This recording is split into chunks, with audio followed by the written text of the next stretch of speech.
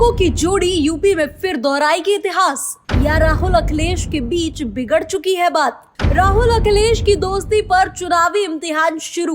2027 से पहले दोनों की जोड़ी में दरार के मिले संकेत।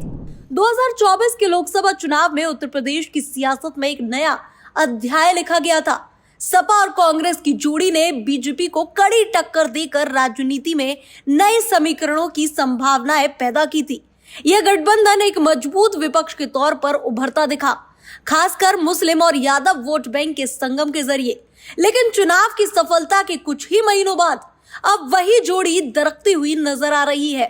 उत्तर प्रदेश की सियासी केमिस्ट्री में सबसे पहले बिखराव सहारनपुर से शुरू हुआ है, जहां कांग्रेस के वरिष्ठ नेता और सांसद इमरान मसूद और सपा विधायक आशू मलिक आमने सामने आ गए हैं। मसूद न सिर्फ आशू मलिक पर सीधा निशाना साध रहे हैं, बल्कि वे अब समाजवादी पार्टी की पारंपरिक सीटों पर भी अपने करीबियों को खड़ा करने की बात कर रहे हैं। यह एक सामान्य विवाद नहीं, बल्कि उस गहराई से जुड़ा है जो आने वाले विधानसभा चुनाव में गठबंधन की मजबूती को प्रभावित करेगा। इमरान मसूद ने सीधे तौर पर सपा की मुस्लिम पॉलिटिक्स पर सवाल उठाए हैं।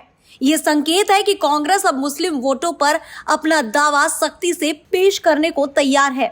2024 की चुनावी सफलता के बाद कांग्रेस को उत्तर प्रदेश की राजनीति में अपना खोया हुआ आधार वापस पाने की उम्मीद जागी है। दूसरी तरफ सपा को लगता है कि यूपी में असली लड़ाई उसी के दम पर लड़ी गई और कांग्रेस सिर्फ सहायक ताकत थी।